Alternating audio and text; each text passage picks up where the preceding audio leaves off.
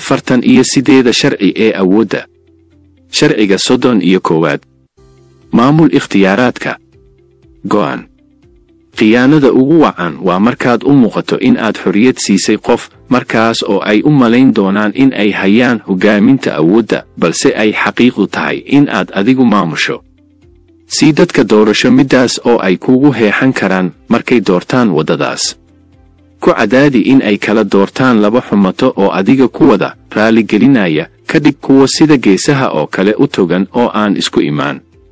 markaas kuwa ku raadinaya way ka caajisi doonaan, wayna kaa sii jeedsan doonaan. helidda awoodda ereyada kala xorriyada, ikhtiyaar iyo doorasho waa humaag awoodeed oo aan macquul ahayn, midkaas oo ka baxsan xaqiiqada nolosha ay leedahay, waana kuwa si fudud looga faa'iido haddii aan tusaalayno. waxaan leenahay doorasho qura sida in aan suuqa doorashooyinka shaqooyinkayaga kuwaasi waa kuwa ina loo xariiqay sida iyo waxna kama bedeli karno. haddaba maamulka ikhtiyaarka waxa uu u baahan yahay in loo soo maro waddooyin badan, waddooyinka oo dadka ku qasbi doona doorasho aysan ogeyn waxa ay tahay. 6 waddo oo aad ku maamuli karto ikhtiyaaraadka imida baynta. waa xirfad aad u khatar badan, waana mid ay badan tahay isticmaalkeedu. Henry Kissinger oo ahaa xogayihii madaxweynihii Richard Nixon.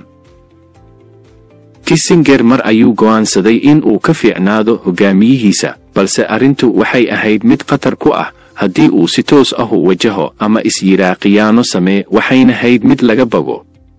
sidaas darteed Kissinger waxa uu diyaariyey 3 ama 4 doorasho oo kala gedisan, balse midii la doorto ay ku shaqo iyo ku wada noqon doonto inta kale. wax uu waqti laga baaraan dago qorshayaashii Nixon. waxa uu dareemay in uu damin ugu jiro Kissinger, sidaa oo ay tahayna marnaba kama shakin meesha uu u riixayo Kissinger. haddaba adigu u yeel midabo badan hawshaada, kana soo gal waddooyin badan, waxaad mutaysan doontaa in aad laga shakin. ka celi ayaa goon rabin waa qidad lagu dabo kuwa caqli caruureedka u saaxiibka ah. waxay jecel yihiin in ay wax ka raadiyaan waxa aad sheegayso, cagsigooda hadsaba u kala gedi ujeedka iyo hadalka si ay sidaas ugu qaataan oo u maraan waddadaas. 3 ka jar waddada ay marayaan. in 1860kii John Rockefeller waxa uu diyaariyey in uu abuuro shirkad iyo oo shidaalka ka ganacsata, balse maskaxdiisa ayaa u sawirtay in suuqa laga saari doono oo tartanka awood badani sugayo. laakiinse taa cagsigeeda waxa uu si sir ah ku gatay waddooyinka ay mari lahaayeen shirkadaha yaryar ee shidaalka dhoofiya. waxa uuna kala dagaalamay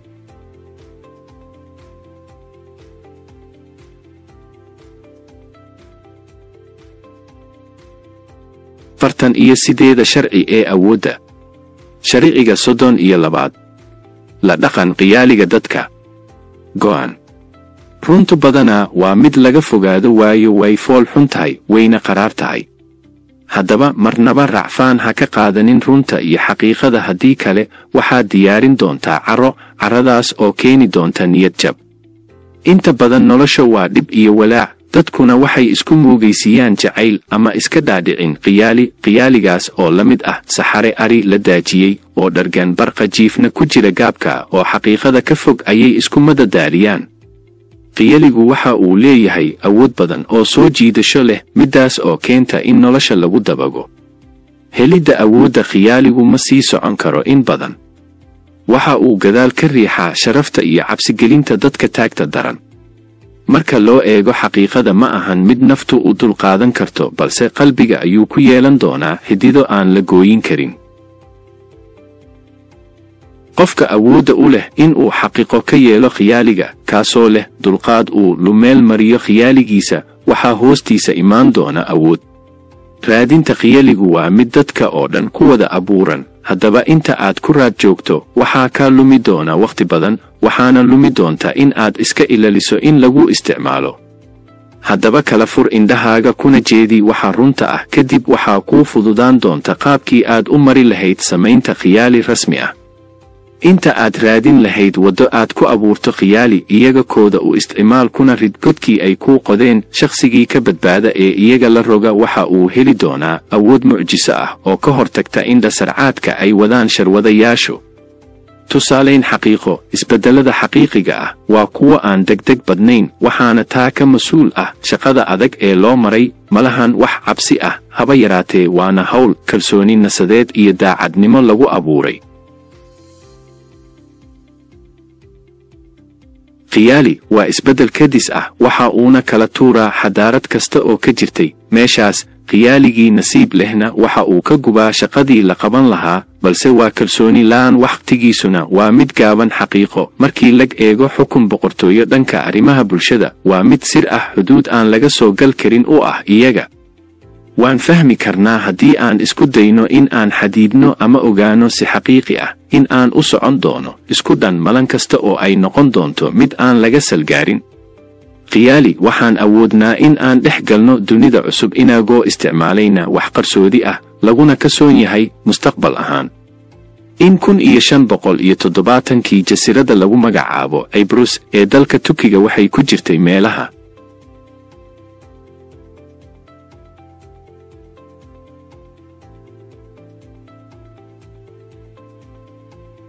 ugu qanisan ee jiray marka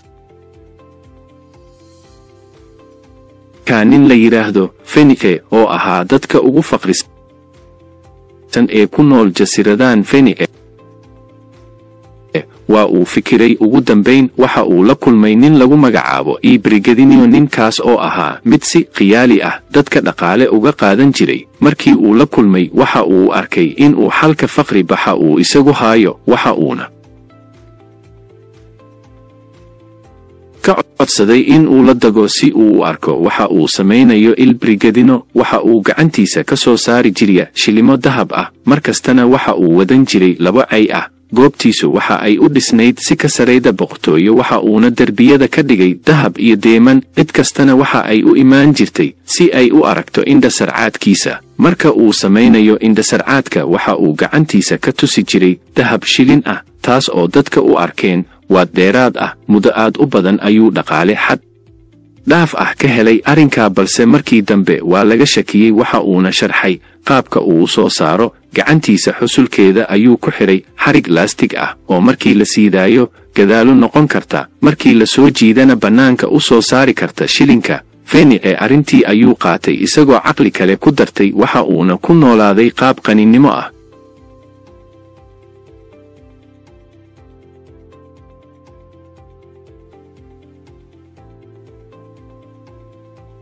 afartan iyo sideeda sharci ee awoodda sharciga 33 hel ceebaha dadka ka qabo faro cidda aad ishaysaan go'an cid kasta waxa ay leedahay meelo ay daciif ka tahay duleeli derbigaas daciifnimadaasi inta badanaa waa mid qarsoon waana dareen aadan xadidi karin ogaanshihiisuna adag yahay sidoo kale waxa uu ahaan karaa mid aad u yarawood lagu qariyana ay jirto haddii aad hesho waa faro qarsoon waxaadna ku fulin kartaa danahaaga raadinta faraha qarsoon qaab ahaan markaan doonayno in aan noolano waxaa inagu hareeraysan ceebo fara badan kuwaas oo keeni kara daciifnimo cidda aan la noolnahay sidaa darteed waxaan jecelnahay in nolosheenna laga waawo ceel iyo wax ina cabsi gelin kara haddaba in la iska ilaaliyo ama la raadiyo humaaga qarsoon ee nolosha waa mid ay ku bixi doonto tamar iyo waqti badan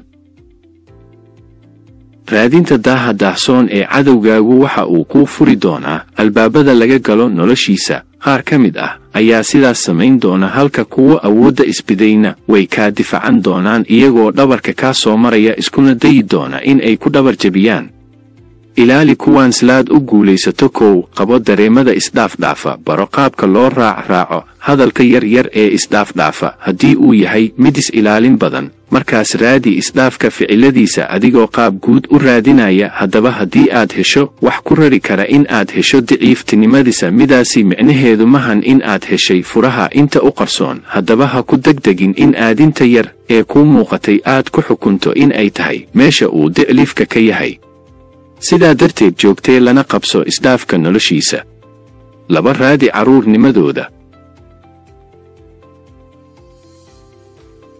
badanaa dicifnimadu waxay ka soo bilaabataa carruurnimada qofku inta uusan bilaabin sare u kaca noloshiisa waxa uu lahaa meelo aan isaga u fiicnayn oo daciif uu ka yahay sida dabeecada oo lagu ogaan karo waxa uu qarinayo oo uu beddelay haddaba baro oo raadi caruumada shakhsiga aad ka rabto ogaanshiyo daciifnimada noloshiisa waana waddo kuu sahli doonta in aad daba kacdo ciwaanka koowaad 3 isbarbar dhig isbeddelka noloshooda inta badan waxaa halkan kaa quseeya waa isbeddelka rasmiga ah ee ka dhaca noloshooda maxaa yeelay waxaan kala harin dulduleelada qarsoon iyo isbeddelka waana meelaha ugu sahlan ee laga dabageli karo raadka iyo humaaga qarsoon ee nolohooda isbeddelkaas waxay ku dadaali doonaan in ay muujiyaan wanaagooda oo keliya balse adigu ogow waxa rasmiga ah ee ay muujin doonaan inta lagu guda jiro isbeddelkaas 4 raadi meelaha uu diclifka ay ka yihiin mararka qaar waxaa laga yaabaa in aad hesho meelo aad isleedahay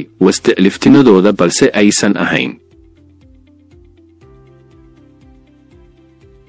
haddaba haddii uu ka fakado waddadii aad la rabtay waxaa jira cid la talisa oo daah lagaa saaray kuwaas oo isaga heshiis la talin iyo mid difaacba kula jira sidaa darteed raadi ciddaa oo ka soo weerar halkaas si aad u hesho daciifnimadiisa isticmaal awood burburisa derbiga ay ku daahan yihiin markaad heshana ka fako inta aysan soo rogaal celin oo aysan beddelin qorshahooda una isticmaal qaabkii aad uga hortagi lahayd weerarkooda adigoo cadaadis saaraya isaga ama iyada 5 meelaha bannaan buuxi 2 meelood ee qofka uu faaruq ka dareemayo loona baahan in la buuxiyo kuwaas oo kala ah amni darro iyo farxad la'aan amni darro qofkii ay ku dhacdo waxa uu noqon doonaa nacas nooc kasta oo bulshada ahna way u sahlan tahay in laga ogaado qofkaas sidoo kale farxad la'aantu waa hab aan sahlanayn qofka aad doonayso in aad wax ka ogaatana waa in aad ka soo martaa dhanka farxadda haddaba buuxi meelaha ka bannaan waayo waa aragti awoodeed oo ballaaran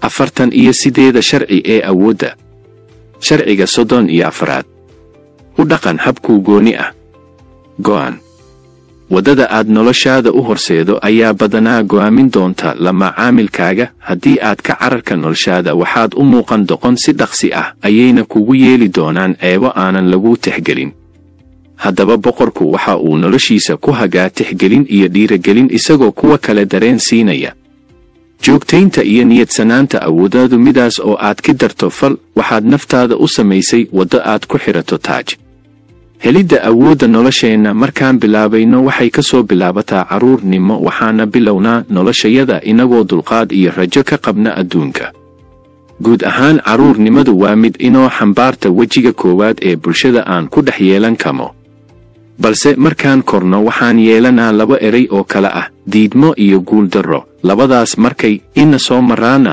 waxaan yeelanaa khibrad kadibna waxaan ximaa xuduudaha inagoo wakhtiga adkaynayna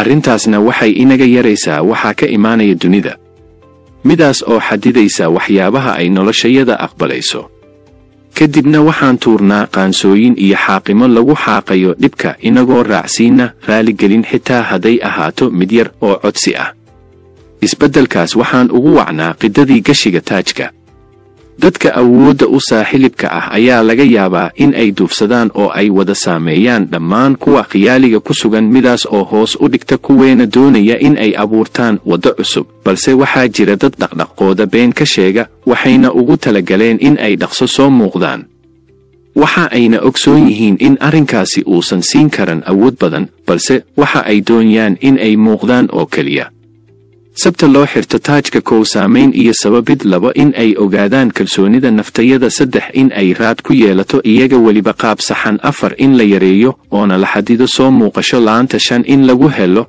hadiyado qiimo badan 6 in bannaanka loo soo saaro kalsoonida nafta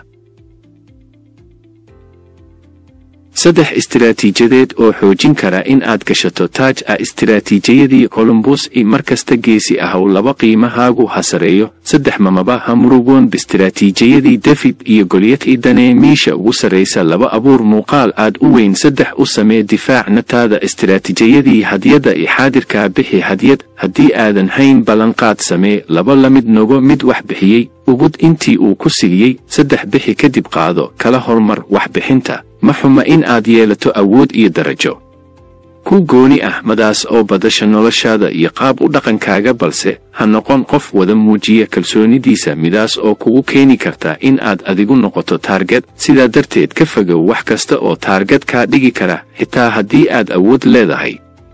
qof kasta waxa uu leeyahay boqortooyo kadib markii uu helo dhaqan gooni u ah. sidaa darteed ogow ficiladaada iyo dhacdooyinkaaga kuwaas oo aan ku ag dhigi karin nolosha boqortooyada oo kale. mararka qaar waxaa laga yaabaa dabeecadaada culisi in ay kugu keento doqonnimo iyo xumaato badan adigoo u haysta in aad tahay boqor. sidaa darteed ka fiirso inta aadan falin. ugu dambayn, dabaq in aad tahay qof dadka oo dhan ka duwan, ugana duwan waxa uu samaynayo, waxa uu ku fikirayo iyo waxa uu door bidayo, xitaa haddii aadan hayn boqor run ah.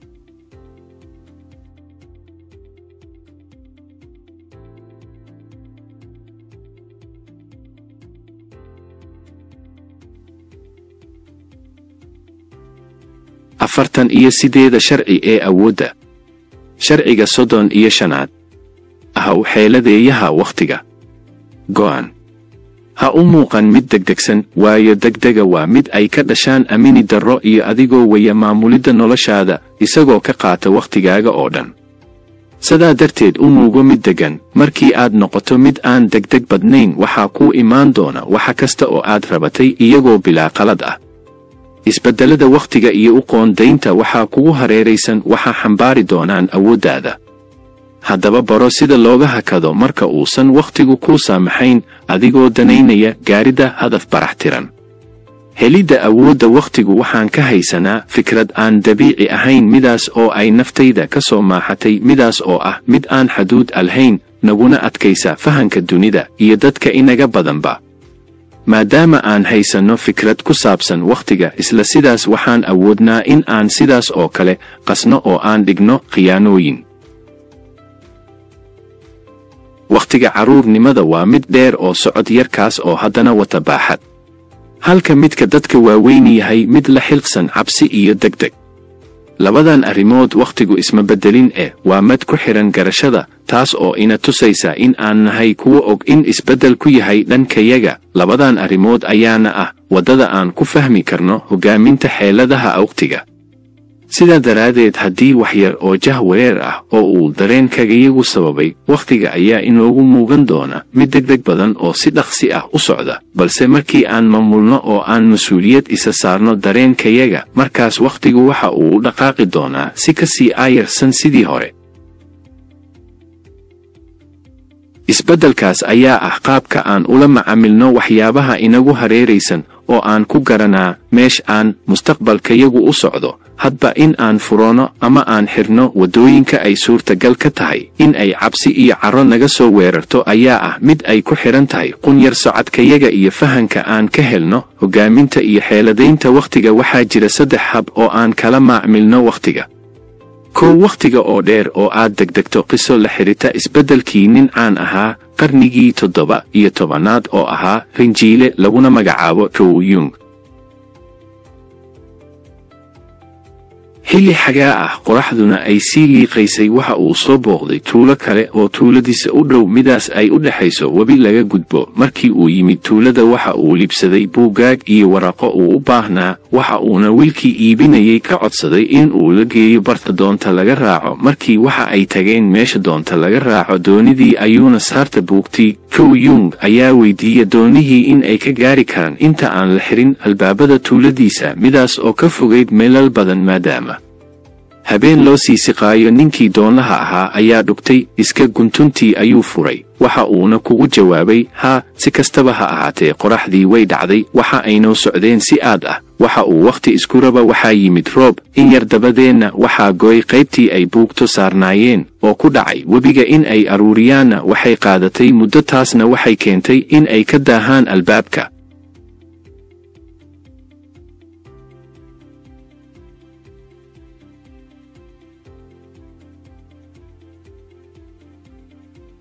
arrinta sheekadan ayaa ah degdega badan in ay keento dhib iyo cabsi xoog badan haddab dheerayso wakhtiga adiguna ha isa saarin cadaadis dheeraad ah oo kuu soo jiidi karta dhibaato xalkeedu fog yahay wakhti badanna kaaga bixi doono ugu dambayn qaado wakhti kugu filan midkaas oo aad ku qiyaasi karto muuqaalka soo socda dhacdooyinka iyo qalalaadka ku soo marana wax ka qaado oo ogow wakhtiga lagu degdego in ay ka dhigan tahay markaad degdegto in wakhtiguna degdegi doono sidaas ayuuna u muuqan doonaa markaad ku degdegto balse maahan run labo wakhti awoodeed khiyaano mahan in aad wakhtiga khiyaanto balse waa in aad khiyaanto cadowgaaga adigoo iska ka yeelaya mid gedisan ama mid degdeg badan ama mid sugid badan isla sidaas oo kale waxaad ka dhigi kartaa kuwa ka tanaasula waxa ay doonayeen adigoo ku cadaadinaya in ay ka tanaasulaan tashigoodii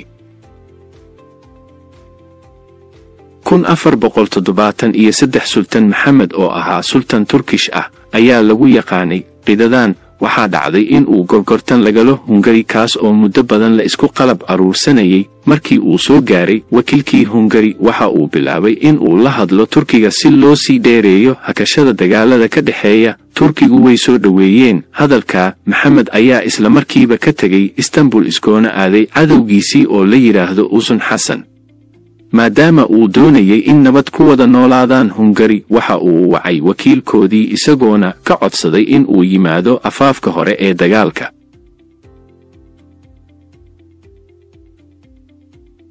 markii uu gaaray wakiilkii meesha lagu dagaalamayay waxa uu arkay Maxamed oo mar hore ka taqalusay midaas oo uu ka qaatay khibrad iyo ogaanshiyo aan sahlanayn si kastaba ha ahaatee wakiilkii waxa uu ka tagay Turkiga oo faraxsan balse markii uu gaaray Hungari waxa ay dib u dhigeen weeraro ay doonayeen in ay u maleegaan waxa ayna garteen garaadkiisa iyo in aysan jees ka ahayn nabad raadisaga sidaas ayuuna uga dhigay kuwa suga mar kale markaad dadka ka dhigto kuwa ku suga kaana dambeeya taas ayaa lagu magacaabaa awood buuxda 3 waqti dambeyn waxaad ugu biyaari kartaa qaab waqti dambeyn midaas oo ka dhigan in aad noqoto mid dulqaad leh midkaas oo loo maleeyo in uu sugayo waqtiga saxan arrintaas oo tartamayaasha ka dhigi doonta in ay lumiyaan waqtigooda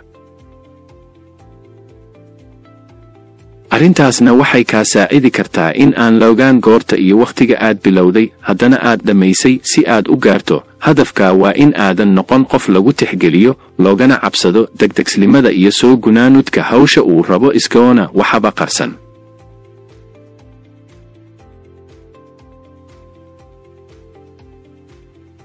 afartan iyo 8 sharci ee awoodda sharciga 36 ka tag waxa aadan heli karin go'aan dhibaato waxaa ku ah cadaymo yar oo aad ka bixido kalsoonidaada isla sidaas oo kale feejignaantaada oo badata haddana muugata waxay cadowgaaga ka sii dhigi doontaa kuwa awood leh taas oo ka dhigan qalad yar oo aad gasho ayaa ku baabiin doonta markaad istiraahdana xadid waxay sii heli doonaan awoodaada wadada ugu haboon ayaa ah in aad uga tagto waxa ay kaa qabteen hadba haddii ay jiraan wax aad u baahan tahay balse kaaga xiran cadow ama aadan heli karin muuji in aadan rabin haddaba yaree xiisahaaga waxaad u muuqan doontaa mid sareeya helidda awoodda rabitaanku waa mid badanaa abuura iska hor imaad saamayn leh siiba marka uu rabitaankaagu bato midaas oo ka dhalata carin aad ah shaygaasna waxa uu noqon doonaa midka ugu caqabada badan noloshaada midaas oo ka dhigan xiisahaaga oo aad muujiso in ka badan xadkiisa waxaa kugu karaahsan doona inta kugu hareeraysan taasna waxaa ka faa'iidi doona dadka kula tartamaya inta badan rabitaankayagu waxa uu inga dhigaa dad sirgaxan oo wax kasta laga dhex arki karo xitaa haddii digtooni jirto rabitaanka aadan xadidi karin waxa uu kaa dhigayaa daciif aan la tixigelin noloshiisuna marax tahay haddaba waxaad u baahan tahay in aad dib uga fiirsato waxa aad doonayso tusi in aadan rabin oo ay qiimo yar yihiin noocaas ayaa ah awood ka mid kuwa tixgelinta soo jiita arrintaasna waxaa ku imaan doona rabitaankaaga waalida ah adigoon awoodo waalan u marin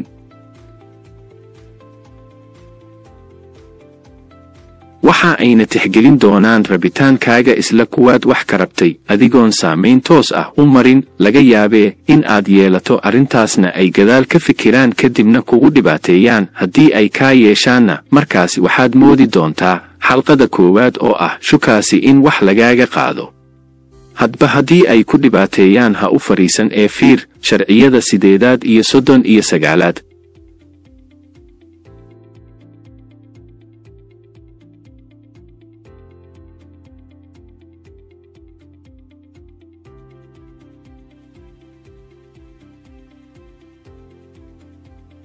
afartan iyo 8 sharci ee awoodda.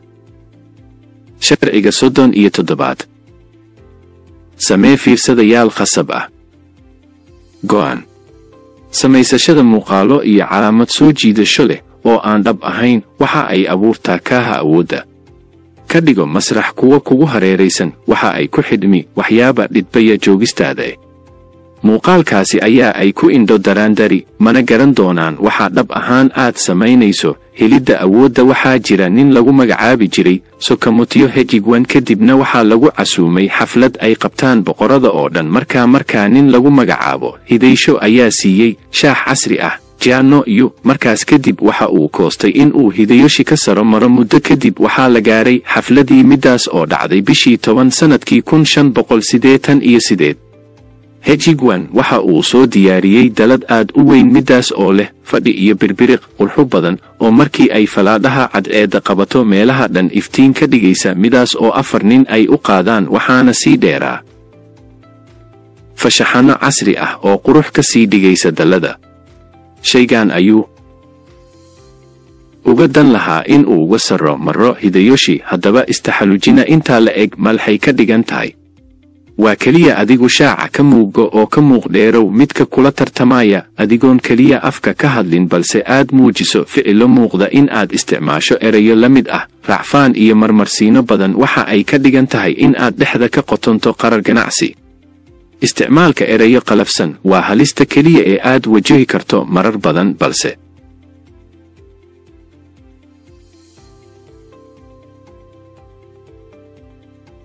badankood waa kuwo u dhaqaaqa qaab marin habaabin ah midaas oo dadka uga dhigta macaan iyo raali ka ahaansho buuxda. hadalka dadku ay isticmaalaan waa kuwo ina qanciya balse caadi ahaan cagsi ku ah nolosha dhabta ah waxa ayna kuweenna caqliga u saaxiibka ah ay u noqotaa waddadii ay ku saamayn lahaayeen. badanaa waxaan nahay kuwa ka kala duwan badanana waxay ku dhammaataa inagoo siyaabo kala gedisan u aaminna waxa ay sheegayaan waa mid la socta abuursta eebe. marka qaar waxaa laga yaabaa in ay ina dulmiyaan oo cabsi ay inagu abuuraan balse ma nagu saamayn karaan hadallo kaliya in aad hesho firsadayaal badan oo aad adigu qasab ku soo jiidatay waxa kaaga dhigan tahay in aad noqon karto mid dadka kale saamayn qaas ah ku yeelan kara. si kasta ha ahaatee dadku waa kuwo kala aragti duwan sida looga dhex muuqdana waa mid ku xidhan ficilo aan horay u jirin oo aad la timaado maadaama dadku ay yihiin kuwo jecel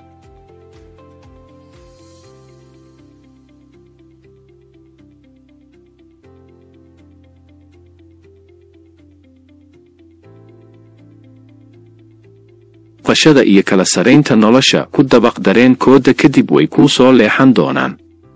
midda ugu fud ee lagu kasban karo waa qalbigooda.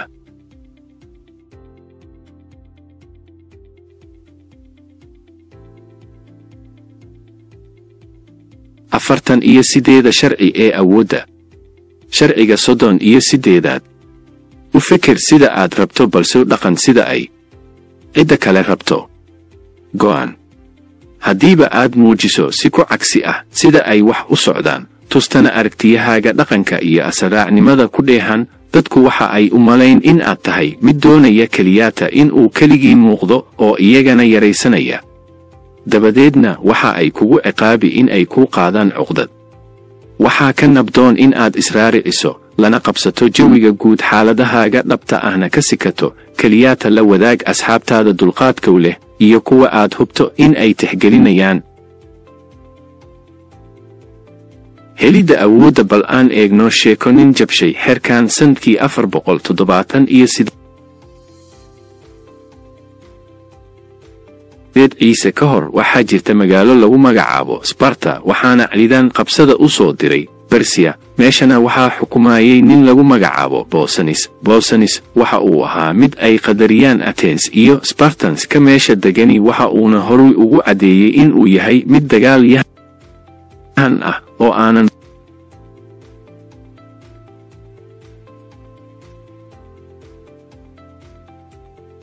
baqan isagoo riwaayado badan horay u tusay midaas oo ahayd isaga iyo ciidamo uu watay in ay qabsadeen Cyprus kadibna u dhaqaaqeen Istanbultii hore. Si kastaba ha ahaatee waxa uu iska dhiga mid caadi ah oo shacabka ka tirsan isagoo sigooni ah ayuu ilaalin jireen ciidamo Masaari Egypt ah midaas oo uu wadan lahaa in ay aaminaan. Markaas ayuu aaday Greece. Markii uu Greece tagay waxa uu sheegtay in uu yahay Greece sidaasna uu ugu baahan yahay gargaar iskoon si fiican loo baran ayay siiyeen dahab iyo xoogaa lacag ah. Markaas ayuu dib u bilaabay dagaal uu uga soo horjeedo Berseenka.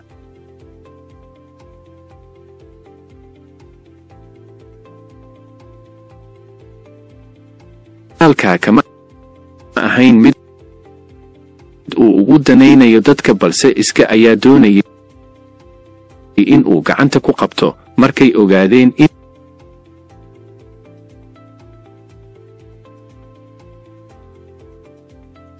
in uu qiyaameeyey Spartanskii waxa ay shaaciyeen in uu yahay cadow. Sidaas ayay maraakiib ugu soo direen si loo qabto. Markaas ayuu dib waraaqo ugu diray Greece Gabale. Markii warqadii soo gaartay ayay ogaadeen in uusan ahayn Greece. Si kastaba ahaatee Pausanias waa baxsaday isagoo bilaa sharaf ah. Dhuumasho iyo ayay noloshiisii ku dhammaatay mana la hubo in uu caadi u dhintay iyo in ay dileen Spartans. haddaba ninkani waxa uu dhowr jeer jabshay xeerkan sidaas ayuu ku waayay awood uu lahaa iyo xushmad badan. inaga oo dhami waxaan sheegnaa been iyo qarinta runta aan dareemayno si aan u dhammaystimo dareen xor ah oo in gala aamino. xilligii hore hadalka qalafsan waxa ay ka mid ahaayeen waxyaabaha loo qadarin jiray in ay aamaan xumo keenaan. waxyaabaha hadda aad doonaysid ayaa ah in aad dhagadhagayso inta ku dulminaysa midaas oo mid ay caadi ka tahay dadka oo dhan waxaana ay ka bilaabataa dulmigaas markaad adigu u dhaqanto sidii aad adigu jeceshahay adigoon eegin hareerahaaga. haddaba maadaama aan inagu nahay dad wada xiran maskaraato adag oo runtayada aan ku qarinno adigu ka mid noqo kuwa aan ka soo dhex baxaan dadka. si kastaba ha ahaatee dadka gaar ayaa ku dadaadala qarinta waxyaabaha aysan dhaguhu aqbali karin midaas oo dhaawici karta xorriyadda si ay u sii ballaariyaan cadeymaha laga haayo si taageeradu u badato. xeeladaha aad ku qarin karto runtaada iiska indha tiridda waxyaabaha aad isku khilaafsan tihiin. labo u muuqo mid ku waafaqsan waxa ay waajibka u arkaan. 3 yaysan jirin fikrado laga baahiyo. 4 ka mid noqo kuwa aan shaydaannimo lagu ogeyn. 5 raadi wado aad ku ballaarido fikradahaaga. 6 marka qaar beentu waa badbaado nafeed. iyo 8 sharci ee awoodda. sharciga 39 biyaha kici si aad kalluunka u qabato. go'an haddiiyo goor waa in aad ahaato mid degan oo ujeed abbaar leh. carada iyo caadifaddu waa istaraatiijiyado madaxa mijo u roga. balse haddii aad cadowgaaga ka caraysiin karto adiga oo degganaanta ku sii sugnaanaya waxa aad hanatay kolkaa dheef weyn. ka dhig cadowgaaga kuwa aan dheeli timayn adiga oo raadsanaya barta ay u nugul yihiin ee aad hadba ka gujin karto. helidda awoodda dabayaaqadii sannadkii 1920 Hayle Selassie waxa uu ku dhawaa in uu maamulo Itoobiya oo dhan balse waxa uu dareemay in uu ay jiraan kuwa la tirsan kara. waxa ayna ahaayeen Zawditu iyo ninkeeda oo lagu magacaabo Ras Gugsa. ninkan ayaa ahaa mid awood badan. muddo kadib Gugsa waxa uu muujiyey Selassie daacadnimo iyo in uusan xil jeclayn balse Selassie ma uusan ku kalsoonaan. muddo kadib waxaa ka hor yimid Gugsa qabiiladii deganaa waqooyiga kuwaas oo canshuurta alidana. Selassie ayaa u arkay fursad waxa uuna ku sii daayay xoogaysigoodii. qabaa'ilaadkaas waxaa horkacayay Azebu galsa. Selassie waxa uu faafiyey ku tiri kuteen isagoo kala dan lahaa in uu awoodda saaro in uu waddan ku noqdo mid Roman Catholicism yeeshana xiriir Itali ah. markii hawshii culusaatay Gugsa iyo ciidankiisii ayaa damcay in ay si khiyaano ah kula dagaalamaan Selassie. bishii Maarch 1930 waxaa aas-aasmay ciidamo dhan 35,000 ma asan ahayn kuwa hal qabilah balse waxaa ku jiray ciidamo ka yimid dhinaca koonfureed ee Addis Ababa. markaas ayuu ku dhaqaaqay ayuu si toos ah u iclaamiyey dagaal midkaa oo dhex maray Azebu Galsa iyo Gugsa oo daacadnimo aan jirin sheeganayay. halkaas ayuu Gugsa looga guulaystay. Selassiena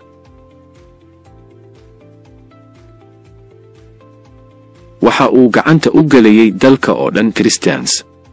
si kastaba ha ahaatee Selassie lama ogaan dabinka uu dhigay balse waxa uu sameeyey in uu si hoose ula shaqayn jiray Azebugalsa isagoona markii dagaalka uu soo dhawaadayna uu waraaqo ku duldaadiyey uu uga digayo in Gugsa doonayo in uu xukumo. si kastaba ha ahaatee Abriil 30 ayuu la soo baxay wejigii u qarsoonaa waxa uuna ku dhawaaqay in boqortooyadiisii Hayle Selassie waxa uu sidaan u falay ayaa ahayd in uu isku jabsho awoodda kala aragti ah waayo waxa uu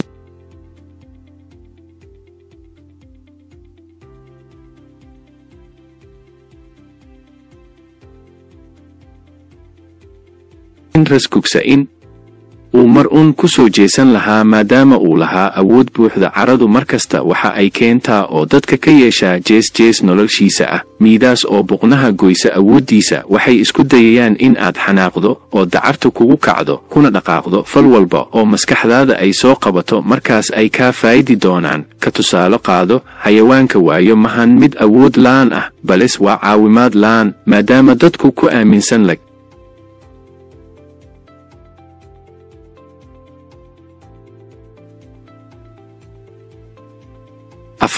afartan iyo sideeda sharci ee awoodda. sharciga afartanaad quurso qadada bilaashka ah. go'an wixii bilaash lagu siiyaa waa halis. waxa ay ku salaysan tahay qiyaamo iyo waajibaad qarsoon. wixii qiimo leh wax qiimo leh ayaa laga bixiyaa. in aad isaga bixisana waxa ay ka dhowraysaa manno sheegasho eed iyo dhagrid.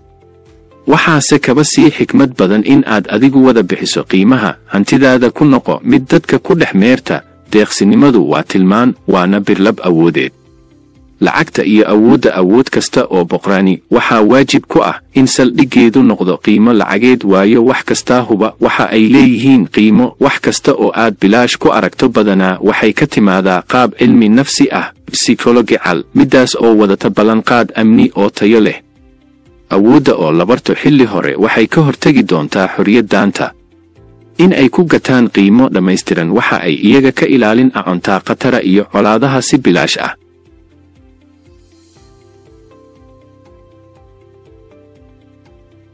furfurnaanshiyaha dhanka dhaqaalaha sidoo kale waxay ina baray saa'ala dunaanshiyo istiraatiijiyadeed kuwaas oo kala ah deeqsinimada iyo khiyaano nooyinka.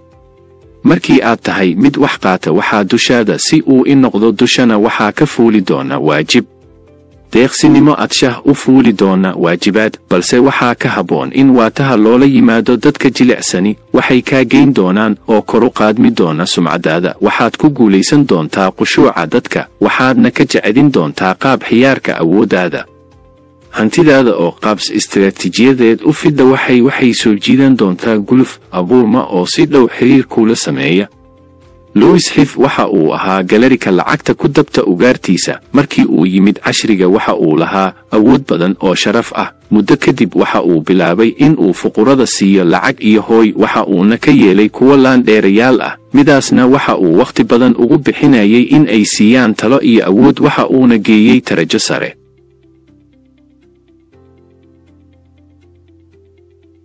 muddo kadib mid ka mid dadkii uu sare u qaaday ayaa isdareensiiyey in uusan lahayn dhulka iyo hantida reerkiisa. waxa uuna damcay in uu Louis la dagaalamo. isbuucyo iyo bilo kadib Louis waxa uu ka wada codsaday in ay u wada yimaadaan oo ay garabkiisa istaagaan si looga takhaluso jilibka reerkooda ka leexday. wayna wada aqbaleen dhammaantood. muxuu fahmay Louis Hif? Louis waxa uu beeray dhir aan dhammaan isagoo carada si fiican u qoday inta uusan beerin dhirta. midaas oo lacagtiisa ka yeeshay mid u soo saarto waayo carruurta ay dhalaan waalidiin aad quudin jirtay waxaa laga yaabaa in ay kaaga si jilicsanaan doonaan welidkood. marka beerta adigoon ka tegayn falidda waxaa kuu soo bixi doona miro curdoon oo aad si ammaan ah ugu faa'iidi doontid.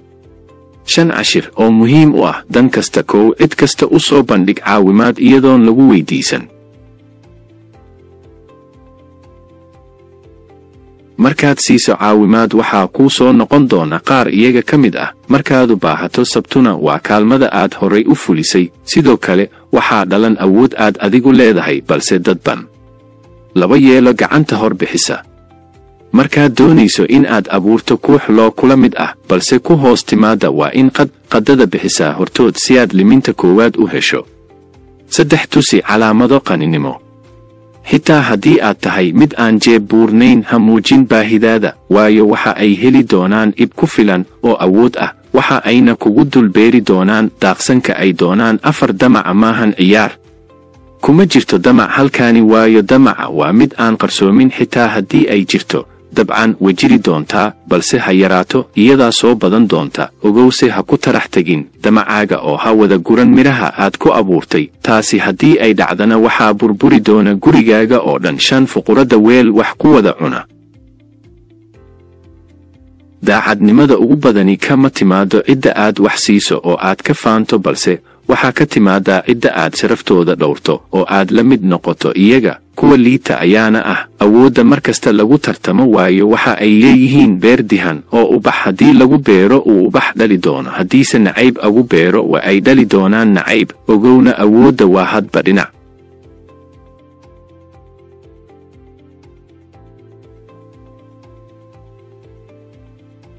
48 sharci ee awoodda. sharciga 41. ha raacin raadka ninka madaxda ah. go'an. arrimuhu sida ay bilowga u dhacayaan waa ay ka qurux badan tahay sida ay marka dambe u muuqdaan. haddii aad beddesho qof weyn ama ay ku dhalayn waalid caan ahi, waa in aad gaadhaa labanlaabka heerkooda si aad uga kor marto. ha ku lumin hadkooda ama wixii tegay oo aanay u samayn adiga dartaa.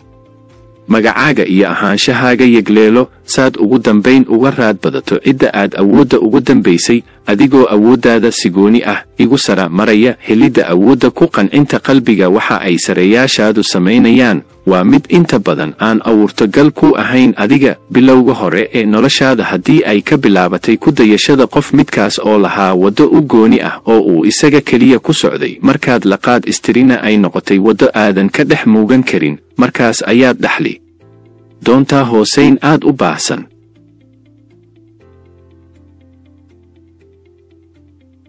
xaqiiqda kale oo aan aragno waxaa ka mid ah in aan inagu wada nahay kuwa jecel saraynta middaas oo qofku markuu yaryahay ku dhalata. haddaba ka gudubkeedu waxa ay ku xiran tahay fikirka qad fikirto. qof ku dhaqmay sharcigan Alexander waxa uu ahaa mid haysatay xukun madax bannaan, waayo waxa uu ahaa mid necab habdhaqanka aabbihii, kaas oo ahaa boqorkii Macedonia oo lagu magacaabi jiray Philip. waxa uu aad u dhibsan jiray caqliga, taxadarka iyo hadallada uu jeediyo iyo waxyaabaha uu wakhtiga ku lunsho oo dhan. Alexander waxa uu isgaransiiyey in uu sameeyo wax cagsi ku ah aabbihii. waxa uu xooga saaray in uu maamulo carabkiisa oo uu hadallo yar oo raaxo gelin kara dadka isbaro balse aan taxadar lahayn. maalin ayaa waxaa isku yimid suldaamo iyo dad sharaf leh oo uu casuumay Philip, waxaana halkaa laga nadiya faras lagu magacaabi jiray Bucephalus, midka oo uu gadaayay Philip. balis farasku waxa uu ahaa mid bayr ah, mana jirin nin isku daayay ilaa markii dambe uu Alexander codsaday in uu isku wado muran badan. kadib Philip waa uu ogolaaday, waxa uuna si gooni ah ula baxay beeciyihii, waxa uuna ku yidhi u tur wiilkayga la xarbin badan. kadib Alexander waa uu kaxeeyey farskii, balse Philip waxa uu isku haystay in uu isagu cashir dhigay, balse Alexander ayaa halkaa cashir ku dhigay. intii uu yaraa Alexandra waxa uu ku riyoon jiray isagoo ka tallaabay xadka u dhexeeya Yurobe iyo Asiya, balse waa uu bagi jiray yaraanta awgeed. balse arrintu waxay isbedaahay markii uu gaaray da'da 18. markaas oo uu lahaa la taliye, balse waa laga dilay isagoo ka xun. wakhti iskuraba waxaa soo batay cadowga Macedonianka. xukumayaashii ayaa waxa ay u sheegeen Philip in uu wiilkiisu gaaray bogor wax maamuli kara. wakhti iskuraba waayo kadib tiisii ayuu rumeeyey oo ka gudbay Yurobe isagoona gaaray Asiya isagoo wata ciidan dhan 35,000. waxa ayna halkaa iskaga hor yimaadeen Persian awood iyo ciidanba ka badan, ciidankooduna uu gaaraya 1 milyan. waxa uuna la dulmaray taatikooyin aysan horay u aqoon, dabada ayuuna u jeedshay arrintaasi markay dhacday waa la isku sheegay awooddiisa iyo caan baxsanaantiisa. intaasna ma uusan ku ekayn ee waxa uu ku fiday Indiya iyo goobo badan oo Asiya ka tirsan, waxaana ilaa hadda loo yaqaan Alexander the Great. kuwo badan oo ka tirsan boqortooyooyinkii hore ayaa lagu arkay sharcigan sida Bengal iyo Sumatra. markuu boqorku xukumayay sannado badan ayay dilaan ciddiisu. waxa ay nahayd dhaqan cusub oo qaldan, midaas oo dhalisay in la ishortaago koriimada qofka dhaxal awoodeed leh. isla sidaas oo kale ayuu Alexander ahaa mid ka sara maray aabbihii oo daboolay magaciisii 5 sababood oo loo aaso wixii tegay.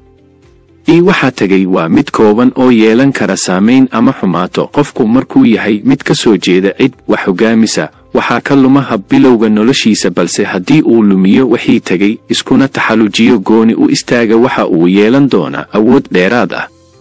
2 waxaa la rajeeyaa in aan la nasakhin nolosha. aabha ama sareeyaha aad ku tiirsanayd waxaa laga yaabaa in uu lumiyo habta adiga ku goonida ah. si taa looga badbaado ayaa keenta in la duugo awoodda aabha. 3 in aadan weecin karin dhanka noloshaada. ka hortagidda awood la'aanta adiga kugu soo wajahan, midaas oo marka hore isag lagu tixgelin jiray, balse markii uu masha ka baxo ay adkato dib u hanashada waxa aad adgu rabtay. 4 hanashada meesha loo qalmo.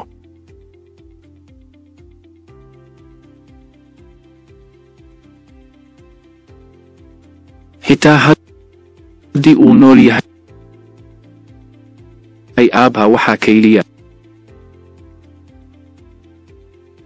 oo aad ku fikirayso ayaa ah qiyam sare oo aad yeelato, balse waxa aad looga sii fikiraa sidee ayuu noqon haddii ay awood ku aad hadda ku tirsan tahay ay lunto. midaas ayaa keenta in laga sii taxadaro.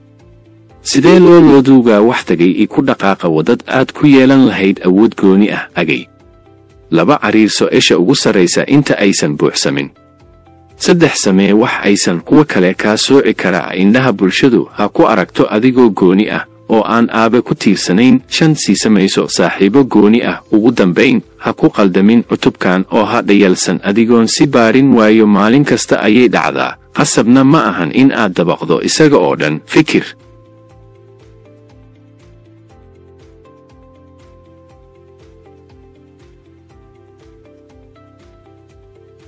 afartan iyo 8 sharci ee awoodda. sharciga 42. ari raaca cayri. arigu waa uu kala didayaaye.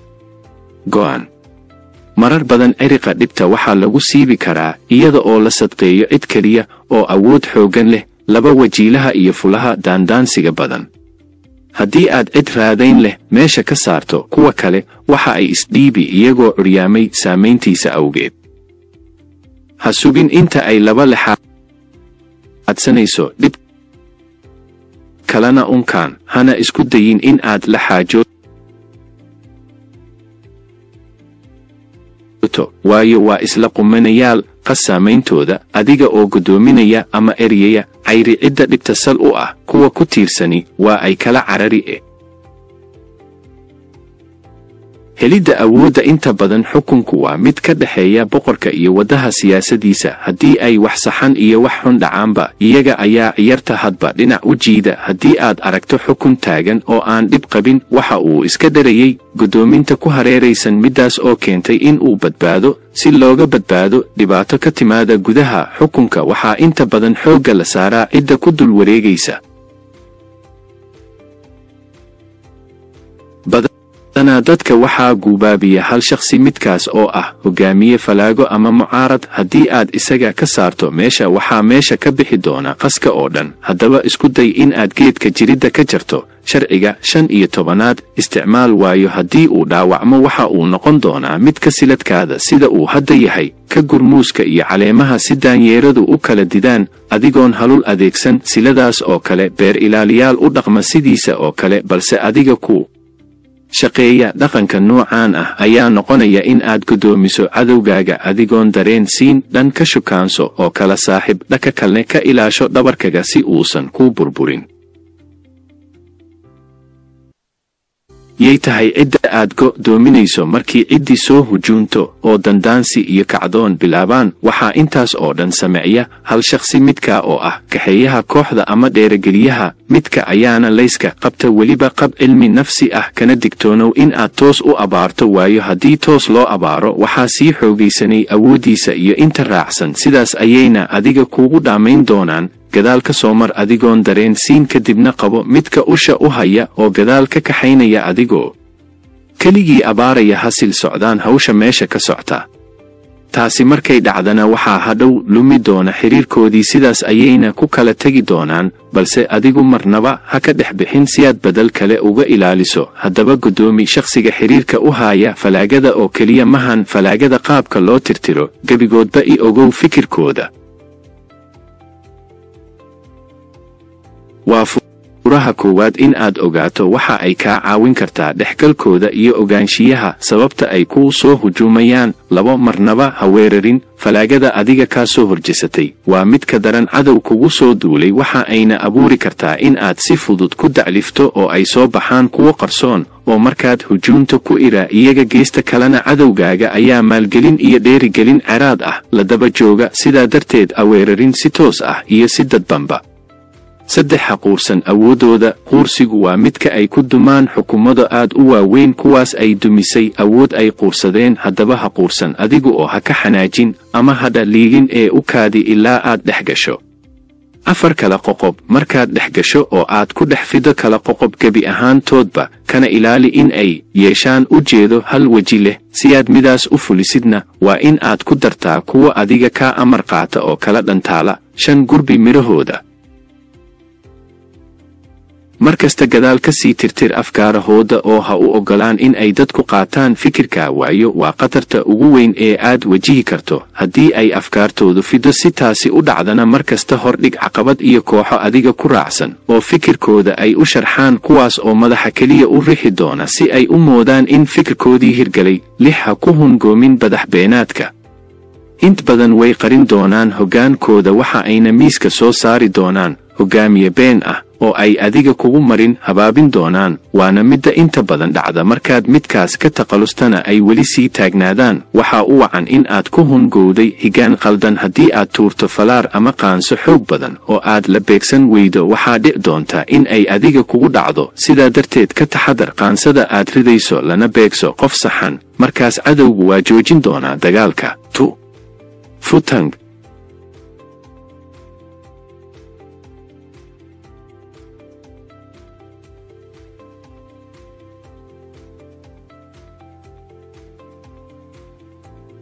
afartan iyo 8 sharci ee awoodda. sharciga 43 ka howlgal qulubta iyo maskaxda dadka kale. go'aan. luluubku waxa uu dhaliyaa falcelin ugu dambayn lid kugu noqota. waxaase lama huraan ah in dadka aad ku qalqaaliso doonis ay ugu dhaqaaqi karaan jihada aad rabto. qofka aad qalqaalisay waxa uu noqonayaa mid kuu hoggaansan. tamar daridooda iyo dareenka nafsiyeed ayaad u mari kartaa. adeegsiga dareenkooda caadifadeed waxa uu kaa yarayn iska caabintooda. ku dheel hadba waxa ay doonayaan ama diidayaan. xaqiridda qulubtooda iyo qalbigooda waxa ay ku kori doonaan nacaybkaaga. helidda awoodda. haddii aad taajka awooddaada aad dadka u dhiibto, ma jiri doonto sabab ay kuu caawiyaan ilaa ay kaa dhex arkaan dantooda. sidaa oo kale haddii ay kaaga jeedi waayaan dantooda gaarka ah, waxaad agtooda ka noqon mid ku dul nool, waxa ayna kuu arki doonaan mid wakhtigooda ka luminaya. dadka noocaas ay in lagu guulaysto oo aad hesho furaha qulubtooda waxa ay u baahan tahay shukaansi iyo xodxodasho dadban, midaas oo bari kaa dhigi doonta mid muhiim u ah iyaga. balse ma ahan ciyartani mid badanaa la barto, waayo waa mid laga sii wada jeesto gebi anaanba. markii ay kulmaan qof cusub waxa ay ka hadlaan awooddooda, abeecadahooda wanaagsan, waxa ayna qofka cusub dareen aan awooddooda ayagoo isleh iskad, balse waxa ay abuuran doonaan cadow cusub, lagana yaabee in uu yahay daadkii qaadi lahaa. in aad adigu tilmaanto awooddaada waxa ay keeni doontaa in aad xaqirto qofka aad isbarateen, midaas oo qalbiga iyo maskaxduba hal jawaab u soo wada dir doonta, waxa ayna wada leeyihiin kani xaqiraad ayuu wadaa. halkaana waxaa ku dhashay cadow cusub. xasuusnow, furaha qalqaalada qalbiga daka oo kaa jaba waxa uu keenaa sun dheeraad ah. mid fuliyey sharcigan Zhuge Liang waxa uu ahaa mid maamulayay shuucinadii hor, wax uu la kulmay xaalad khatar ah. kadib waxa uu weeray ku qaaday dhanka waqooyi ee China, midaas oo ay xukumaysay boqortooyadii way weerar badan oo dheeg ku daatay. dabadeed waxaa gacanta lagu dhigay weliba boqorkii xukumaya, waxa uuna ahaa Menguo, midkaas oo aad u awood badnaa, haystayna quluubta daka oo dhan. qabsashadiisa markii ay dhacday ayuu Liang istusay in ay muhiim tahay in qalbalka laga dago, waxa uuna amray in Menguo la siidaayo. kadib waxaa laga soo saaray xabsigii waxaana la siiyey qamir iyo cunto ay ku dhargaan oo ilowsiisa dhibka istixgal yar. dabadeed Liang waxa uu su'aalay Menguo, waxa uuna yidhi, haddii aan ku daayo maxaad samayn? Menguo ayaa ku waxaa dib u abaabuli doonaa ciidankayga waana ku soo weerari doonaa, balse haddii aad iqabato waxaan noqon doonaa taageerahaaga. siidayn dabadeed waxa uu bilaabay weerar, laakiin Liang waa uu qabtay. waxa uuna weydiiyey isla su'aashii hore, waxa uuna ku jawaabay, waxaa dhigi doonaa ciidankayaga adiga hoostaada. waa sii daayey waxaana la qabtay ilaa 6 jeer oo uu malinba ballanqaad samaynayay. qabashadiisii 6aad waxa uu yidhi, haddii aad mar 7aad iqabato waxaa hoostaada dhigi doonaa tajkayga. Liang ayaana ku jawaabay, haddii aan mar 7aad ku wabto kuma dayn doono. dagaal fara badan oo dhex maray, markaan aad ayuu isku difaacay, waxa uuna helay qaar taageera. ugu dambayn waa uu baxsaday, bales keligii ayuu noqday. mar sideedaana ma soo hujuumi doono. Liangna waxa uu sii aaday dhanka dagaalo kale ka haysteen.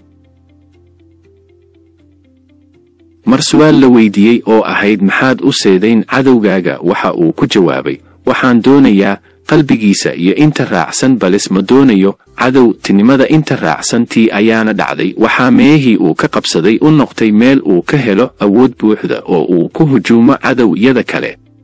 masiibooyinka markaad xaqirto way isbeddeli doonaan, iskasta oo uu daciif u yihiin. 2 waxa ay u muuqan dad la dulmiyey, cadawaad ayaana ka muuqan. 3 si kadis ah ayay ku xaqiri doonaan. 4 ma muujin doonaan rabitaan dhankaagag ah. xeeladaha xodxodashada markasta ka agdhowow koorta ay buuqsan yihiin. waa marka uu qofku dareemi karo meesha aad ka taagan tahay, waayo ka faalidaysiga xilliyada dareen ku jiro waa mid haboon. 2 ku qancay hadallo baraxla. hadalku waa mid soo jidi kara qof sii jeeda, sidaa darteedna markasta ku hadaaq hadal wanaagi ka muuqdo. xitaa haddii aad dagaal ku jirto adigoo muujinaya xumad dhanka aad doonayso, ha marin waddada aargoodsiga oo xanafta ka dhowr hadalkaaga. xitaa haddii uu hadallo xanaf leh ku yidhi, taas haddii aad ku ka taga waxaa ka haboon in aad samayso mid meydkaaga qaada. dhaqaaqdana waxaad si lama filaan ah ku geli doontaa qalbigiisa, isagoo iswadiin doona sidee ayuu u hadlay, adiguse sidee u hadashay. 3 ilaali xarigga buundada. inta aad samaysan lahayd cadow meydkaaga noqon doonaan kuwo isbeddela, mana kaaridi doonaan bohol. ama haddii ayrirka diblomaasiyadeed ee aad la leedahay cadowgaaga waxa ay yaana ma ku tuuri doonaan ee way ku aasi doonaan. haddaba nariga adiga guushada haya waa in aad ilaalisaa midka adiga ite cadow lamuudkaaga idiin dhexeeya. 4 ubax u daadi. mar kasta oo uu ku soo boqdo ha dareensiin in aad tihiin cadow, ama aad ka sarayso dareensii in aadan xaqirayn. agciso awooddiisa una ogolow dantooda in yar. 5 xaqiraad ku samee dhaabaatadaada. haddii aad mar kasta soo aan wax ka mid ah dhibka uu kugu haayo ama aad ka tabanayso, waxa uun u malayn doonaa in aad isaga ka cadgoosan doonto. waxa uuna samayn doonaa dagaal qaab daran oo aan adiga kuu fiicnayn. ka tanaasul qaybo badan oo dhibka idiin dhexeeya ah.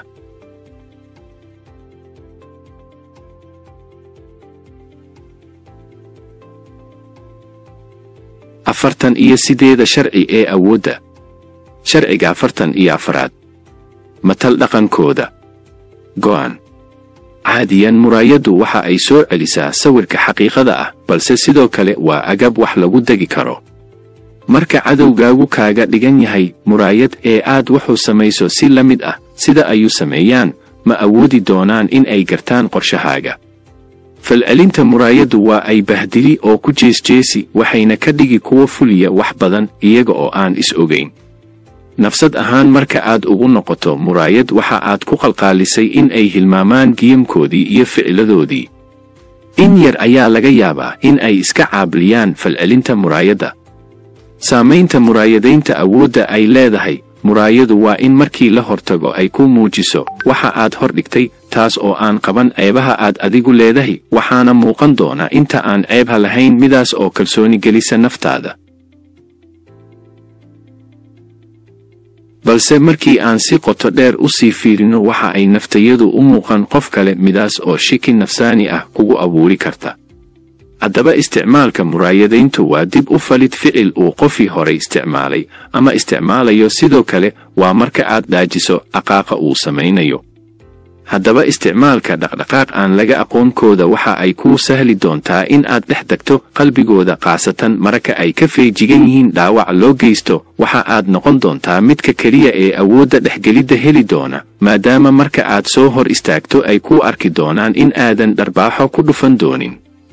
saamaynta iyo barashada saanta uu qofi qaado waa awood aan laga dhex arki karin, midaas oo ku dhisan shucuubta iyo qalbiga qofka aad matalaysid. 4 waddo oo loo matalo dadka u ekow noloshooda.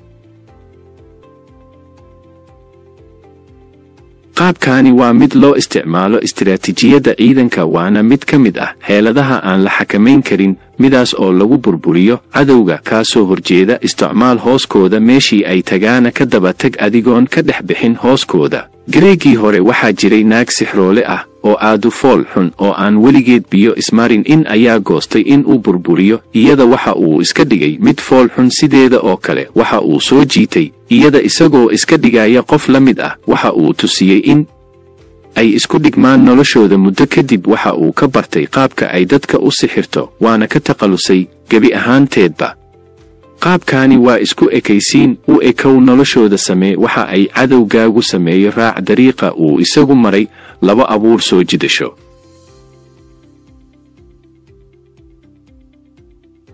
waddadani waa mid ka dhacda ganacsiga iyo nolosha maalinlaha ee dunida. waa qaabka ay awoodlayaashu u tabcadaan beertooda marka hore kadibna ay u cunaan. waa qaab ay isku fahmi karaan iqfo qalbi oo kala jeeda. waxa uu ahaa wil aan lahayn awood uu ku hortago qofka uu jecel yahay, waxa uuna ahaa mid ka fikiri jiray waxa uu markuu isku dayana waa uu guul daraysan jiray. markii dambe ayuu go'atay in uu sameeyo wax soo jiidasho leh. waxa uu abuuray ubax aan horay qof loo siin, isagoo maalin kasta u geyn jiray gabdhuu jeclaa. muddo badan kadib waxa uu joojiyey geyntii, waxaana dhacday in ay isadu soo raadido. sidaas ayuu ku sameeyey soo jiidasho wacan. haddii aad qabato shaqo adigoon qofka u sheegin, haddana igaada waxa uu u qaadan doonaa in aad tahay mid naxariis badan, isagana darajeeyey. haddaba adigu fal ficilo qofka raaligelin kara, weliba sida uu isagu rabo. 3 anshaxa. waa awood qof kasta oo caqli leh uu ig yahay meesha ay gaarsiin karto anshaxa. haddaba anshaxa waa mid hadalkaaga ka shigi kara ficil, mararka qaarna kuwa adiga ku doonaya in ay ku hantiyaan ayuu u noqon doonaa albaab ka xira wejiyadaada qarsoon. wixii ay falkinayeena sidaas ayuu iyaga u saamayn doonaa. waa qaab laga dhex arki karo qofka wax baratay ama qofka yaqaana sida dadka loo saameeyo, balse looma qaadan doono mid dhib keeni kara markii ay arkaan in aad tahay qof markasta muujiya anshax. xitaa haddii laga qaldan yahay, waxa aad ka dhex noqon doontaa mid saameeya noloshooda, midaas oo meesha ka saari doonta hamigooda ah in ay adiga ku saameeyaan. 4 qiyaali. markaad muraayad ka istaagto horteeda waxaa kuu muuqan doona qof aan adiga laga aqoon, balse markaa gadaal ka marto qofkaasi waa uu lumi doonaa, taas oo micnaheedu yahay in uusan qofna joogan balse adiga un aad tahay. isla sidaas oo kale waxaa jira waxyaabo qofka loog ekaan karo, sida dabeecada, labiska iyo habnooleedka. haddaba adigu noqo mid u dhaqma sida muraayada oo leh weji toos ah iyo midaan toos ahayn.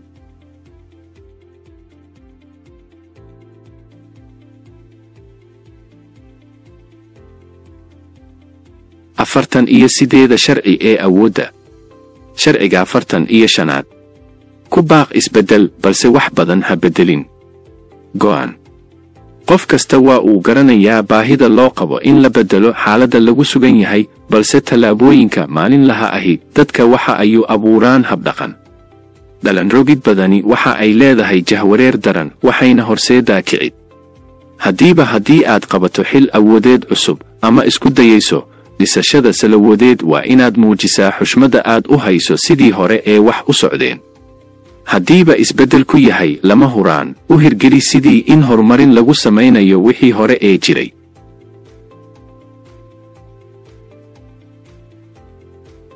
helidda awoodda inta badan dadku waxay og yihiin faalidada ay keeni karto, waxa ayna u arkaan in ay tahay mid jebin doonta baahiyaha xilligaa taagan, balse waxaa jira saamayn qaas oo ku imaan karta qofka awoodda haysta, midaas oo ah qaabka uu uga guuri karo wixii hor uguna guuri karo wada cusub. haddii aad tahay mid helay awood cusub oo danaynaya in uu wax bedelo, waxaa ka hor imaan doonta xaaladii horu taagnayd. sidaa darteed horumarin muuqta ku samee adigoo isticmaalaya dhawaaq cusub oo aan muugan balse wax bedeli kara qaabka wax loo bedelo. ha ka tagayn in yar oo saamayn leh. inta badan waxaa dhacda in laga tago saamaynta xun, balse saamaynta xuni waxa ay ka soo muuqan og tahay midda wanaagsan. sidaa darteed qaado saamayn kasta oo ay leedahay waxa aad bedeli doontid adigoo u adeegsan doona hor u socodka hawshaada. 2. ilaali qiimaha qadiimiga ah. waa darajada inta badani lagu hungoobo ayadoo laga tago qiimaha ay leedahay. waa abuurashada cadow cusub oo kaa waayo aragsan. sidaa darteed ha ka tegin qiimaha ay leedahay, qaado in ka mid ah, balse ha ka wada tegin dhammaan, waayo waxa ay kuu noqon doontaa waddo kuu fasha meesha aad u socto, siiba markaad doonayso samaynta wax bedeli kara xukunka jira. 3. ha ka bixin dhaqankii u yaalay. ku dabaq hashaada koowaad dhaqanka uu leeyahay awoodda aad bedeli rabto. ha bedelin dhaqanka iyo aaminaadda dadka, balse bedel qaabka ay ugu dhaqmaan xeerkooda. u yeel falaaro ay uga baxaan ugana soo galaan. tani waa waddada keliya oo dadka looga badbaadin karo in ay fashilanto wax beddelkaaga. 4. adigoo aamusan qaad ooda. ha dareen siin marka aad doonayso in aad tilaabo u qaado beddelidda awooddii hore. maaweeli oo u shid mawjado kale markaad doonayso in aad tilaabo qaado dhankooda. ha faafinin hadal haynta labadal yar oo aad sameeyey ama guusha aad ka gaartay isbeddelkii aad raadinaysay. 5. marin habaab kuwa ku dhagan. ku shucaro dabka ay hurin lahaayeen, siiba marka aad doonayo in aad qaado tilaabo aad ku horumarinayso awooddaada. isticmaal istiraatiijiyad ku dhex milmid ah oo aad ku kala firdhinayso dhammaantood. digniin: inta badani cutubkan waa mid qusayn kara ganacsi, siyaasad iyo nololaha caadiga, balse ka taxadar waxa aad fali doontaa haddii aad ku fashilanto isbeddel doonkaag.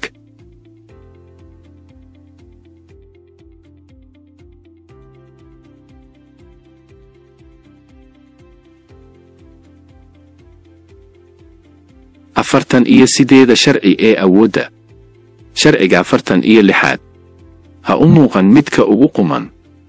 go'an in aad noqoto midka dadka ugu fiican halisteeda ayaa ay leedahay, balse waxaa ka sii halis badan in aad u muuqato mid ceeb ka salim ah oo aan lahayn goljilic iyo meelo uu u nugul yahay.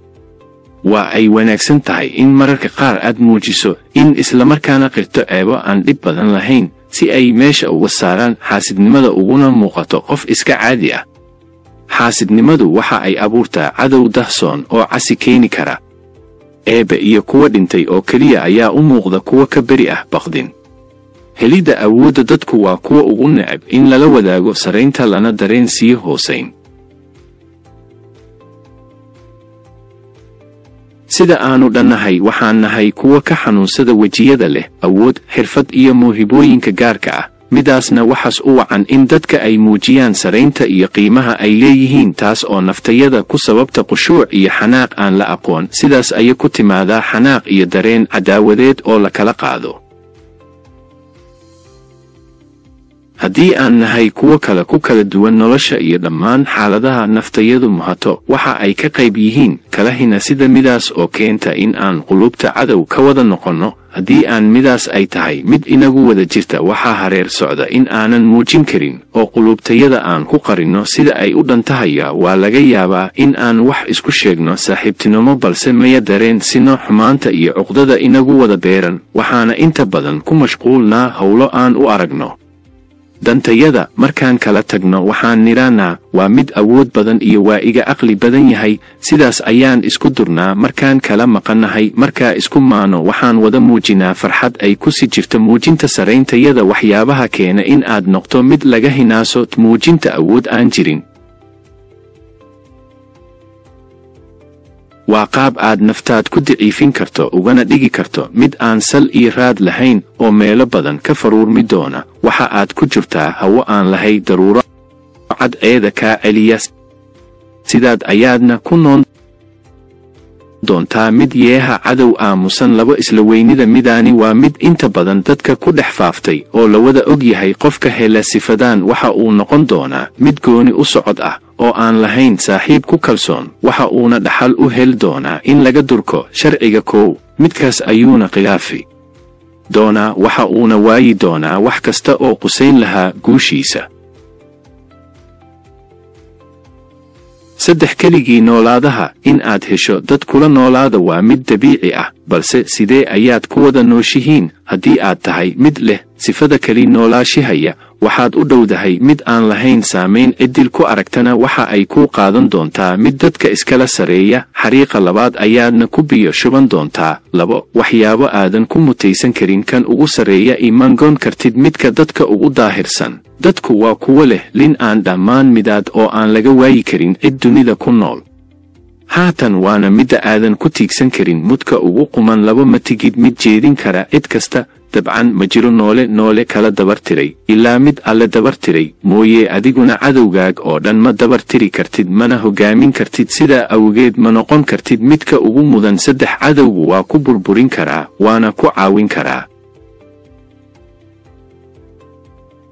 in badan ayay dhacday in 2 cadow mid guulaysto. xitaa haddii aad ka darajo sarayso ma xaqiijin kartid in aad tahay guulaystaha isla isaa oo kale. waxaa dhici karta in lagu caawiyo siiba kan aad dunida ugu neceb tahay, midaas oo ku tusaysa in aad noqon karin kan ugu mudan. sida aad uga hortagi kartid ka fogow abuuridda cadowga. haddii aad ka fogaato waxaad noqon mid hantiya qalbiyo badan, balse waa in aad noqoto mid aan ismahdin. 2 ka feejignow in wax lagaa tabto.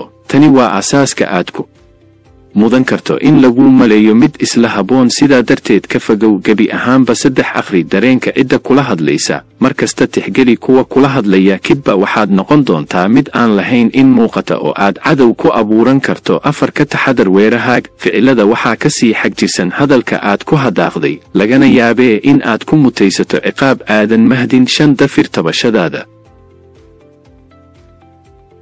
adigu noqo mid walbigiisa ka saara cuqdada. in yartaasi waxa ay kuu furi doontaa geelnimo iyo in aad adigu wax qabsato.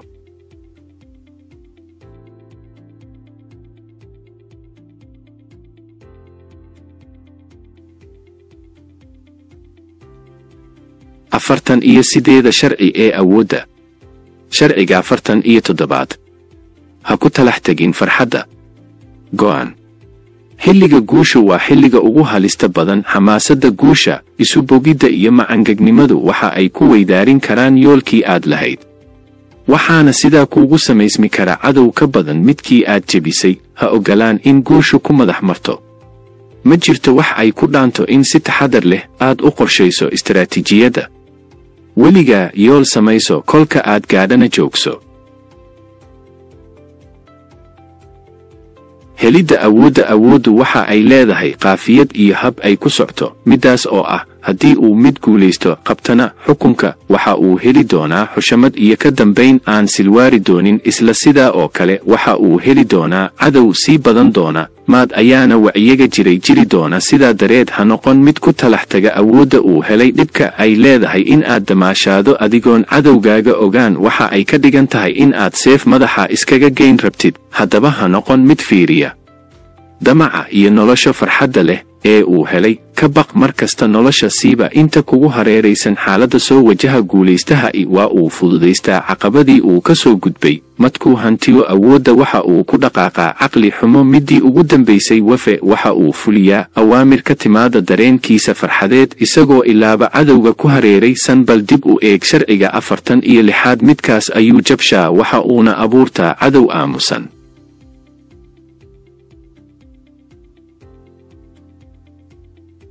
waxa uuna ilaabaa xashiradii loo dhigilay carruurta oo ahayd inta aadan faraska hogaamin adigu naftaada hogaami. laba xaaladaa waxa uu hantiyaya dheesha oo dhan. tani waa mid bedeli karta qaab dheelka maadaama ay hal dhinac u jajanjeerto qofka halkaa gaarana waxa uu yasaa intii la tartamaysay. balse maxaad u malayn markii lagu yidhaahdo nasiibkaaga oo wanaagsanaada waxaa ka fiican nasiibkaaga xun, waayo markaad guul daraysato waxa ay ku bari kartaa cashiro kuu horseedi karta guul raadinta, balse guusha waxa ay noqotaa mid cagsi u shaaysa. sidaa awgeed ka fogow dhaawaca kaa soo gaari kara guushaada. laba hab oo lagu maamulo waxaa kugu soo socda. kow, la imow qaab isdifaaci. in aad fiyaarsato difaaca awooddaad oo aysan kaa mashquulin farxadda waa mid adiga ku wanaagsan una wanaagsan xukunkaaga. laba, samee dareen kulmiya hogaankaaga iyo cadowgaaga. ka hormari wax kasta in aad barato cadowgaaga. haddii aad dhisto awoodda noocan ah ka hor farxaddaada waxaad laba jibaar ka fogaan doontaa cadowtinimo cusub oo kuu dhalata.